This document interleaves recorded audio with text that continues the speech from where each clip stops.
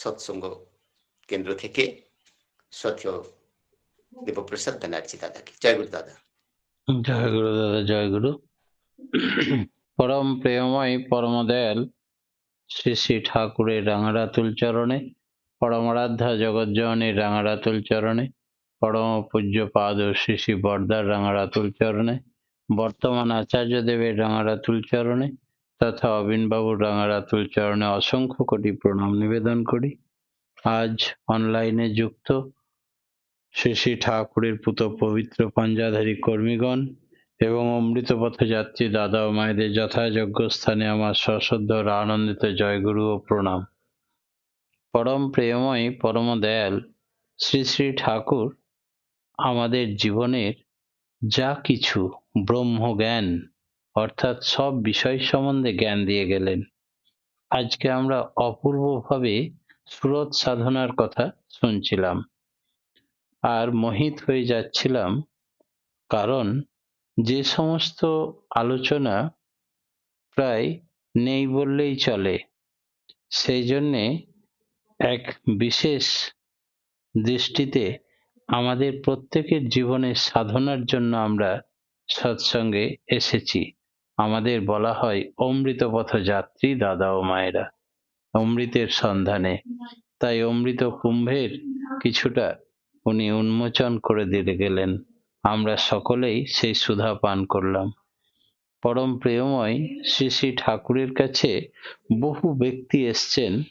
একবার এসছিলেন সুদূর আমেরিকা থেকে এক্সম্যান সাহেব, ঠাকুরকে প্রশ্ন করছেন, ঠাকুর আমি জেসাসের ভক্ত, তাহলে আপনারই একটা বাণীতে পড়েছি রাম কৃষ্ণ বুদ্ধ যিশু মোহাম্মদ রসুল শ্রীরামকৃষ্ণ শ্রী চৈতন্য ঠাকুর অনুকূল। আপনার ভক্তরা কথা বলে ফেলে, আর আপনিও বলেন বুদ্ধ ঈশায় বিভেদ করি শ্রীকৃষ্ণ রসুল চৈতন্যে জীবোদ্ধারে আবির্ভূত হন একই ওরা, তাও জানিস নে। তাহলে একই ব্যক্তি যদি আপনি হবেন, বারবার এসছেন, তাহলে আমাকে বারবার দীক্ষা নিতে হবে কেন? আমি তো ভগবান জেসাসের দীক্ষিত। শ্রী শ্রী ঠাকুর বললেন, তাদের বলা হয় যুগ পুরুষোত্তম, অর্থাৎ যুগ পরিবর্তনের সঙ্গে সঙ্গে সমস্যার পরিবর্তন হয়, সমাজের পরিবর্তন হয়, রোগ শোক দুঃখ দুর্দশা অভাব অনটনের পরিবর্তন হয়। তাই তিনি সব সমস্যার সমাধানকারী হিসাবে আসেন। যেমন সব যুগে তিনি এসেছিলেন যজন যাজন ইষ্টভৃতির কথা বলতে, কিন্তু এবারে তিনি সস্তায়নী সদাচার যোগ করলেন। এই দুটো কেন যোগ করলেন? না তো কোভিড-19 অন্য কোনো যুগে দেখা যায়নি। কাতারে কাতারে মানুষের লাশ এইরকম গাড়িতে করে নিয়ে যাওয়া, পোড়ানোর সুযোগ পাচ্ছে না, যেখানে সেখানে ফেলে দিচ্ছে, এইরকম দৃশ্য আমরা দেখেছি। যারা সস্তায়নী করেন, সস্তায়নী সদাচার করেন, তাদের কোভিড-19 কোনো ক্ষতি করতে পারেনি। যারা ঠাকুরের কথাগুলো ওয়ার্ল্ড হেলথ অর্গানাইজেশন প্রচার করলো, সেই কথাগুলো মেনে চললেন, বিদেশি কালচারকে বাদ দিয়ে, হ্যান্ডশেক বাদ দিয়ে, করমর্দন বাদ দিয়ে, নিজের শরীর লম্বা যত ততটা ভুঁই বাদ দিয়ে, করবি প্রণাম আনন্দ প্রসাদ পাবি তাতে সব নিয়ে। এই যে দূর থেকে প্রণাম করা, স্বাগত জানানো, কাউকে কেউ স্পর্শ করবে না, পরের বিছানা গামছা ব্যবহার করা, পরের রোগ দুর্দশাকে কুড়িয়ে দেহে নেওয়া, বলে ভিজে পায়ে খাওয়া আর শুকনো পায়ে শোয়া, এই যে হাত ধুয়ে তবেই কিছু আহার গ্রহণ করা, এই স্যানিটাইজেশনের চল ঠাকুর কত আগে বলেছেন।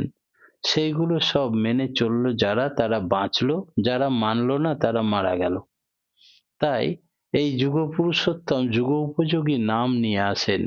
যখন ভগবান রামচন্দ্র রূপে তিনি এসছিলেন, তখন তিনি 7 লেভেলের নাম নিয়ে এসছিলেন, নাম ধ্যানের 18টি স্তর। এবার ভগবান শ্রীকৃষ্ণ রূপে যখন এলেন দাপরে, তখন তিনি 14 লেভেলের নাম নিয়ে এলেন। এবার কলির ঘোর কলিতে তিনি এলেন, তাই পাপের পঙ্কিলে গলা অবধি ডুবে গেছে। এখানে সর্বশ্রেষ্ঠ সর্বোচ্চ স্তরের নাম 18 লেভেলের নাম তিনি নিয়ে এলেন। সমস্ত নামের আদি মরকজ স্পন্দন তিনি নিয়ে এলেন। সেই জন্যে সর্বতেজা সর্বশক্তিমান 18 লেভেলের নাম গ্রহণ করতে হবে, তবেই কলির প্রতাপ থেকে বাঁচা যাবে। যে কথা ভগবান শ্রীকৃষ্ণকে প্রশ্ন করেছিলেন যুধিষ্ঠির, কলি প্রারম্ভিলা কম্পিত কলেবর, কি হবে জীবের গতি কহ গদাধর। গদাধর তার উত্তরে বলেছিলেন, জীবের লাগি আমি যুগে যুগে অবতার, নাম হুতাসন কলি তুলা রাশি। অর্থাৎ নাম হুতাসন মানে আগুন, তাই বললেন নামের অনল জালো, সব সময় অজপা নামে কররে নেশা। এই নামের আগুন জ্বালিয়ে রাখলে কলির তুলা রাশি সেখানে পুড়ে ছারখার হয়ে যাবে, তোমাদের কোনো চিন্তা নেই। প্রোটেকশন হচ্ছে নাম। নামের মধ্যে কি এমন আছে যা কলির মতো পাপ গ্রাস করতে পারবে না? নামকে আগুন বলছেন কেন? না তো ঠাকুর বললেন এক্সপ্যান সাহেবকে ডিকশনারিটা নিয়ে আসুন, ডিকশনারিটা খুলে দেখুন তো এই রাধা নাম, রাধা কথার অর্থ কি, কোন ধাতু থেকে এসছে? বলে রাধ ধাতু থেকে এসছে ঠাকুর। বলে রাধ কথার অর্থ কি? বলে রাধ কথার অর্থ পৃথিবীর সমস্ত কর্ম নিষ্পাদন বা সম্পাদনের ক্ষমতা যার মধ্যে নিহিত আছে তিনি রাধা। আর এই রাধা নামের যিনি স্বামী, নিজেকে দেখিয়ে বললেন তিনি স্বয়ং এসছেন এই রাধা নাম প্রচারে এবার। তাই এটা কোনো নাম নয়, এটা সমস্ত নামের আদি সনাতন স্পন্দন। পৃথিবীতে যত নাম আছে, বীজ মন্ত্র আছে, সব সৃষ্টি হয়েছে এই নাম থেকে, তাই একে বলা হয় আদি নাম। তাই এই নামের ক্ষমতা সব থেকে বেশি। তখন এক্সপ্যান সাহেব জিজ্ঞেস করছেন যে কলিযুগের মানুষের বিশ্বাস কম, ধৈর্য কম, সাধনা কম, হাইট কম, আয়ু কম, আর এই কমা লোকগুলোকে আপনি শ্রেষ্ঠ বীজ মন্ত্র দান করতে এলেন, এরা কি এর গুরুত্ব দিতে পারবে, মূল্য দেবে? শেষে ঠাকুর বললেন, পাপের পঙ্কিলে যখন গলা অবধি ডুবে যায় তখন তাকে উদ্ধার করাই যদি আমার উদ্দেশ্য হয়, তবে সর্বশক্তি প্রয়োগ করে তাকে তুলতে হবে। শুধুমাত্র হাত বাড়িয়ে দূরে দাঁড়িয়ে থাকলে তাকে তোলা যাবে না। সেই জন্যেই শ্রেষ্ঠ শক্তির প্রয়োজন হয়, এই শ্রেষ্ঠ বীজ মন্ত্রের আবির্ভাব। তাহলে বুঝবো কি করে আপনার বীজ মন্ত্রই শ্রেষ্ঠ বীজ মন্ত্র? তাহলে নিশ্চয়ই ডেমনস্ট্রেশন না দিয়ে আমি কিছু বলি না। কেষ্টদাকে বললেন একে নিয়ে যান কুষ্টিয়ায়, যে নাম ধ্যান মহাযজ্ঞ, নাম ধ্যান হসপিটাল করা হয়েছে 32 বেডের, সেখানে নিয়ে যান। তারপরে ঘুরে ঘুরে দেখলেন এক্সম্যান সাহেব যে এক একটি ঘরে মৃত অল্প বয়সী ডেড বডি, ডাক্তার সার্টিফিকেট দিয়ে দিয়েছে। সেই সমস্ত, যে সমস্ত অল্প বয়সী অক্ষত বডিকে ডাক্তার জবাব দিয়ে দিয়েছে এটা আর চিকিৎসা হবে না, নিয়ে যান। সেই সমস্ত ডেড বডি এবং মৃতপ্রায় ব্যক্তিদের নিয়ে এসে ভর্তি করা হয়েছে নামধান হসপিটালে। এখানে কোনো ডাক্তার নেই, ঔষধ নেই, নার্স নেই, এখানে আছে কিছু ভক্ত মানুষ, 4-5 জন মানুষ সেই ডেড বডিকে ধরে নামের স্পন্দন দিয়ে যাচ্ছে কন্টিনিউ। আর এই নামের স্পন্দনে তারা আবার সঞ্জীবিত হয়ে উঠছে। 2 দিন 4 দিন 5 দিন পর আবার শ্বাস প্রশ্বাস পড়ছে, আবার হৃদস্পন্দন হচ্ছে। তখন উপযুক্ত পথ্য দিয়ে তাকে একটু শক্ত সবল করে হাঁটিয়ে বাড়ি পাঠিয়ে দেওয়া হচ্ছে। এ কি অপূর্ব উদাহরণ, যা পৃথিবীতে এই বিরল ঘটনা। আজ পর্যন্ত কোন অবতার মহাপুরুষ নামের যে কি ক্ষমতা তা প্রদর্শন করার জন্য মরা লোককে ধরে নিয়ে এসে নাম করে জ্যান্ত করে বাড়ি পাঠিয়ে দেয়নি হাঁটিয়ে। তিনি অত্যাশ্চর্য ঘটনা দেখে এক্সম্যান সাহেব এসে বললেন, প্রভু আমি দীক্ষা নেব। তাহলে বুঝলেন কেন যুগে যুগে যখন তিনি আসেন তার দীক্ষা নিলেই একমাত্র বাঁচা বাড়ার রাস্তা। Being and becoming of existence is ধর্ম। সেই জন্য এক্সম্যান সাহেব দীক্ষা নিলেন, শস্ত্রনী নিলেন, ভক্ত হয়ে উঠলেন। শ্রী ঠাকুর সব শ্রেণীর মানুষের জন্য এসছেন, কাউরির জন্য ভাবতে বাকি রাখতেন না। একদিন বললেন, নাগাদের উন্নয়ন কি করে করা যায়? আমরা অনেকে নাগা সন্ন্যাসীর কথা শুনেছি। এইরকম 30শে ডিসেম্বর 1965 সাল, সকাল 9টা বাজে, শীতের রৌদ্রের আমেজ, ভক্তদের নিয়ে বসে আছেন। নাগা সন্ন্যাসী নাগাল্যান্ডের কোহিমা থেকে এসছেন আমাদের লক্ষ্মীপদ চৌধুরীদা। তাকে ঠাকুর ডেকে বললেন যে, লক্ষ্মীদা, এই নাগাদের একটু গল্প করুন, আর মণিপুরীদের গল্প শুনি। লক্ষ্মীদা বললেন, নাগাদের সঙ্গে আমার প্রায়ই দেখা হয়, আর খুব আলাপও আছে।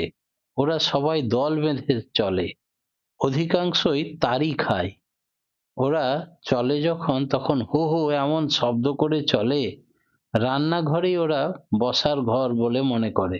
উনুনের চারিধারে বসে, মাংস পুড়িয়ে খায়, আর খুব হাসি খুশি থাকে। ঠাকুর শুনে বললেন, তুমি ওদের ভেতরে ঢুকে পড়ো, ওরা যাতে তোমাকে খুব ভালোবাসে তেমন ভাবে চলো, আর ভালো ব্যবহার করবে। নাগরাজ কন্যা উলুপিকে বিয়ে করেছিলেন অর্জুন। ওদের মধ্যে সেই সংস্কার আছে, ধাত আছে। সমস্ত নাগাল্যান্ডেই তোমরা ছড়িয়ে পড়ো, ওদের ইষ্টার্থে উদ্বুদ্ধ করে তোলো। আবার একটু থেমে বললেন, মণিপুরীরা কেমন, বৈরী নাগারা কেমন? লক্ষ্মীদা বললেন, মণিপুরীরা অনেক সভ্য। বৈরী নাগা যারা, তারা প্রায় মাটির নিচে থাকে। তাদের প্রচুর অস্ত্র শস্ত্র আছে বলে শুনি। কেউ যদি তাদের গোপন আড্ডার সন্ধান জানতে চায়, তবে তারা তাকে কেটে ফেলে। নাগাল্যান্ডের ভেতরে যারা থাকে, তারা অনেকেই উলঙ্গ। কেউ যদি তা দেখে হাসে, তাহলে তেড়ে আসে। বড় বড় লোক গেলে তারা আবার ওই উলঙ্গ অবস্থাতেই নাচ দেখিয়ে অভ্যর্থনা করে। কাঠের বাসনে খায়, ওদের সাথে কাঠারি থাকে সবারই সঙ্গে। শ্রী ঠাকুর ভক্তপ্রবণ রবীন্দ্রনাথ রায়দাকে আসামের বিশিষ্ট কর্মী ছিলেন এবং ভক্ত মানুষ। তাকে বললেন যে, আসামের যে সমস্ত ট্রাইবেল আছে, তাদের যেমন মিরি, খাসিয়া, তাদের সবাইকে একগাট্টা করে ইষ্ট স্বার্থে একত্রিত করে তুলতে হবে। সেখানকার ভক্তদের নাগা এবং আদিবাসীদের সুখ সুবিধার দিকে নজর দিতে হবে। উন্নতির ছোঁয়া যেন থাকে, কেউ যেন বাদ না যায় পৃথিবীতে, লক্ষ্য রাখবেন। আসলে আমাদের জানা দরকার, আমাদের পিতৃপুরুষ কোথাকার বাসিন্দা ছিলেন। শ্রী ঠাকুরকে প্রশ্ন করা হলে ঠাকুর জানিয়ে দিলেন, 1965 সালে ঠিক নিরালা নিবেশে বসে আছেন সকালবেলা, শীতের আমেজ। শ্রী ঠাকুরকে অজয় গাঙ্গুলিদা বলতে লাগলেন যে, এই আর্যরা থাকতো কোথায়?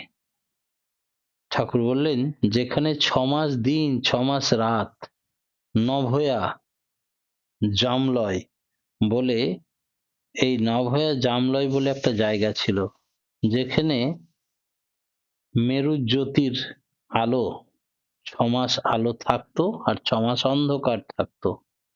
এই হিমবাহ এলাকা, সেই একদল মানুষ সেখানে থাকতে না পেরে চলে আসতে লাগলো ইউরাল পর্বতের কাছে। পরে তারা ইউরাল পর্বতের পশ্চিমে লিথুয়ানিয়া, ফিনল্যান্ড ইত্যাদি অঞ্চলে ছড়িয়ে পড়লো আর্যরা। আর ইউরাল পর্বতের পূর্ব দিকে ইন্দো ইউরোপিয়ান দল ওম নদীর পাশ দিয়ে এসে ভারতে প্রবেশ করলো। জামল কথাটা জমল থেকে এসেছে। জমল মানে যুগ্ম, জোড়া। মানুষ নবজামল বা নভয়া জামালয় ও সুবর্ণ জামলের উত্তর মেরু অঞ্চল এবং দক্ষিণ মেরু অঞ্চলে ঘর বাড়ি করলো। সেখানে থাকতে না পেরে বিভিন্ন দিকে ভাগ হয়ে গেল। তাই আমার মনে হয় রাশিয়ানরা, তোমরা অর্থাৎ ইন্ডিয়ানরা, লিথুয়ানিয়া সবাই একই গুচ্ছভাবে থাকতে। এই হচ্ছে আর্য ঋষিদের, আর্যদের আদি বাসস্থান। শ্রী ঠাকুর বলছেন যে, মায়ের প্রতি নিষ্ঠা থাকলেই ইষ্টের প্রতি নিষ্ঠা হয়। ইষ্টের প্রতি নিষ্ঠা হলেই সে তখন সুদৃঢ় হয়ে চলতে পারে। তাই মায়ের প্রতি ভক্তি রাখা চাই। দুনিয়াতে কেউ ভালোবাসুক না বাসুক, আমার মা ভালোবাসে। মায়ের প্রতি ভক্তি হারাবে না। ভক্তি মানে নিষ্ঠা, তা যাতে আরো বাড়ে তাই করবে। ভক্তি বাড়লে সামঞ্জস্য আসে। মা তোমার প্রতি সন্তুষ্ট হোক বা না হোক, তুমি তার প্রতি ভক্তি রাখবে। আমার মা আমাকে খুব মারতেন, ঠাকুর বলছেন। আমি মা ছাড়া থাকতে পারতাম না। আর তুমি ইষ্ট কাজ করে যাও, শক্তি আপনি পাবে। ভক্তি যত দৃঢ় হয়, শক্তি সেই অনুপাতে হয়। সেবা এবং বিবেচনা এলে সবকিছু সামঞ্জস্যপূর্ণ হয়। এইভাবে চললেই অ্যাডজাস্টিং পাওয়ার বেড়ে যায়। শ্রী শ্রী ঠাকুরের কাছে ভুটানের রাজা এসছিলেন একবার 65 সালে। তিনি দেওঘরে ঠাকুর দর্শনে আসেন। একখানা ওড়না দিয়ে ঠাকুরকে প্রণাম করলেন। ঠাকুর বললেন, আমি ভুটানের মহারাজা জিগমিত দর্জি ওয়াংসুকের সঙ্গে সাক্ষাৎ করি। তাকে আমি আপনার কথা বলি, আদর্শের কথা বলি। আমি আপনার শিষ্য, তাও নিবেদন করি। আমার সাধ্যমতো যাজন করি। তিনি খুব খুশি হয়েছেন। এই ওড়নাখানা আপনার জন্য রাজামশাই পাঠিয়েছেন। ভুটানি ভাষায় এই ওড়নাকে খাদা বলে। ওখানে ওটা দিয়ে শ্রেয়জনকে অভ্যর্থনা করা হয়। আমি মহারাজার শ্রদ্ধা এই ওড়নার মাধ্যমে আপনার জন্য বহন করে নিয়ে এসেছি। শ্রী শ্রী ঠাকুর খুব খুশি হয়ে বললেন, খুব ভালো, তুমি আরো আলাপ করার সুযোগ পেলেই করো।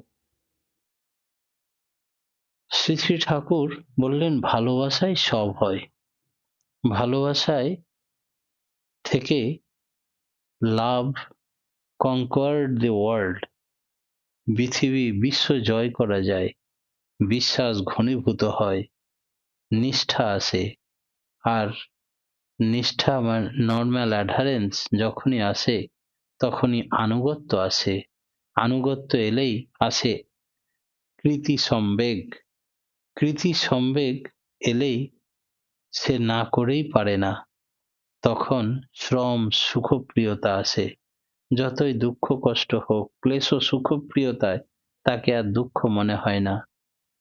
ধরো কাঁচা দুধ, এক বলকা দুধ, ঘন দুধ, তারপর ক্ষীর। দুধেরই পরিণাম হলো ক্ষীর। সুনিষ্ট হলে চিন্তাগুলি বিন্যস্ত হতে পারে, ভ্রান্তিগুলি বুঝতে পারে, সেগুলি নিয়ন্ত্রণ করে নিতে পারে। সূক্ষ্ম দর্শন আসে, আর দর্শনে শুদ্ধ দর্শন আসে। এইভাবে ভালোবাসার দানা বেঁধে ওঠে। এইভাবে ভালোবাসার দানা বেঁধে গেলে প্রিয় পরম যদি তাকে ধরে, মারে, ঘাড় ধরে, গালিগালাজ করে, তবুও তার কিছু মনে হবে না। সবটাই মিষ্টি মনে হবে। যে রাজি থাকে তার জন্য তার সেবা করে তৃপ্তি পায়। মেয়েরা যেমন বলে, আমার বাঁচাই লাগবে, নালে ছাওয়ালের কি হবে, কেমন করে চলবে, সেই জন্যে সমস্ত দুঃখ কষ্ট অভাব অনটন বুকে চেপে ধরন পালনী সম্বেগ নিয়ে বেঁচে থাকে। ঠিক ঈশ্বরের জন্য ওই মূল জিনিস হলো হু। আর হু মানে আহ্বান করা। সেই ভগবত্তা ধারণ পালনী সম্বেগ। আমি, you are for the lord, not for others, you are for the lord and so for others. ঈশ্বরের জন্য আমাদের যাবতীয় কিছু সহ্য করতে হবে। প্রত্যেকটি দিন আমাদের পরীক্ষক হিসাবে আসে। প্রত্যেকটা দিনের সব পরীক্ষায় আমাদের পাস করতে হবে। যত বাদই থাক, জীবন মতে বাদের মতো এত বড় বাদ আর নেই। একেই বলে কমিউনিজম বা সাম্যবাদ। যাই বলো, গোড়াই আছে ধারণ পালনী সম্বেগের আহ্বান। জীবন বাদ দিয়ে জীবনের রসদ যোগায় যে বাদ। আমরা এই জীবনের স্মৃতি নিয়ে বেঁচে থাকতে চাই, আবার অপর জীবন লাভ করতে চাই। নিষ্ঠাই এই সমস্ত স্টেপ বাই স্টেপ আমাদেরকে ঊর্ধ্বগতিমুখী করে তোলে। আমরা এই জীবনে যে সমস্ত সংস্কারকে অ্যাডপ্ট করে তুলি, পরবর্তী জীবনে সেই সংস্কার আমাদেরকে আরো ঊর্ধ্বগতি সম্পন্ন করে তোলে। শ্রী শ্রী ঠাকুর মাত্র কয়েকটি বাণীর মাধ্যমে আমাদেরকে নতুন পথের কথা বললেন, উষা নিশায় মন্ত্র সাধন, চলা ফেরায় জপ, যথা সময় ইষ্ট নির্দেশ, মূর্ত করায় তপ। মনুসংহিতাতে বলছে যে ঠাকুরের অহৃত ভৃত্তাদাং ভিক্ষাং পুরস্তাদ প্রচোদিতাম মেনে প্রজাপতি গ্রহ অতি দুষ্করম কর্মণ, অর্থাৎ যারা স্বেচ্ছায় আনিত এবং অযাচিতভাবে সম্মুখে দত্ত হয়, পূর্বে যার কোনো কথাই ছিল না, এরকম ভিক্ষা গ্রহণই শ্রেয়। আবার বলছেন, সমস্ত সত্য সত্য নয়, সমস্ত মিথ্যা মিথ্যা নয়। মনুসংহিতা এবং সমস্ত শাস্ত্র তাই বলছেন যে প্রত্যেকটা মানুষকে মেনে চলতে হবে, যে যা করলে ঈশ্বরের সৃষ্টি জীবের কল্যাণ হয়, মঙ্গল হয়, উপকৃত হয়, সত্তা বেঁচে থাকে, বেড়ে ওঠে, সেটাই ধর্ম। শ্রী ঠাকুর প্রত্যেকটা মানুষের জীবনে এক নতুন দিগন্তের সৃষ্টি করলেন। তিনি প্রত্যেকটা মানুষ যেন এই জীবনেই তার আপলিমেন্টের দিকে, উন্নতির দিকে ধাবিত হতে পারে, তার জন্য সহজ কিছু কথা বললেন, যে যেমনই আসুক আপদ বিপদ, যেমনই হোক প্রাণ, ইষ্টভৃতি আনেই আর সবার পরিত্রাণ। ইষ্টভৃতির মাধ্যমে সকলকে পরিত্রাণ করার কথা বললেন, যে কি করলে একটা মানুষ যজন যাজন ইষ্টভৃতি সস্তয়নী সদাচার, এই 5টা নীতি মেনে চললেই সে ধীরে ধীরে উন্নতি লাভ করবে। আর নাম ধ্যানের বিষয়ে ঠাকুর খুব বেশি জোর দিলেন। শুধু উষা নিশায় মন্ত্র সাধন করলেই হবে না, তিনি বললেন অন্তত পক্ষে 3 বার উষা নিশা ছাড়াও দুপুর বেলায় আবার ধ্যানে বসতে বলছেন। অন্তত 24 ঘন্টায় যদি 4 ঘন্টা ধ্যান করা যায়, স্থিরভাবে তাকে নিয়ে বসা যায় একান্তে, তাহলে সে তার কোলেই থাকে। আর 24 ঘন্টায় নাম চলতেই থাকবে। কতক্ষণ নাম করতে হবে? ঠাকুর বললেন, মূর্তি যেন ভুলি না কো তিল। ইষ্ট মূর্তি, এক তিল মানে 1 সেকেন্ডের 100 ভাগের 1 ভাগকে 1 তিল বলা হয়। সেইটুকু সময়ের জন্য যেন ইষ্ট মূর্তি ভুলে না যায়। আর কি করতে হবে? না তো সব সময় হরি নাম যেন গায় রে। আজ বেদ বিধি ছাড়ি বেদনা হারি, হরি নাম শুধু গায় রে। ঠাকুরের নিজের হাতের লেখা, এবং নিজেই মাঝে মাঝে গাইতেন, শুধু আমাদের লোকশিক্ষক হিসাবে তিনি আমাদের শিক্ষা দেওয়ার জন্য, যে সব কাজের মধ্যে থেকেও আমাদেরকে সবসময় তার নাম গান গুণকীর্তন নিয়ে লিপ্ত থাকতে হবে, যাতে মনটা নাম নিরতি ভাঙলো যেই, বাড়লো মনের ডাংবাজি, বৃত্তি রোচক যা পেল তাই, অমনি সোজা হলো রাজি। নাম নিরতি ভাঙলেই আমাদের বৃত্তি প্রবৃত্তির খপ্পরে পড়ে যাব।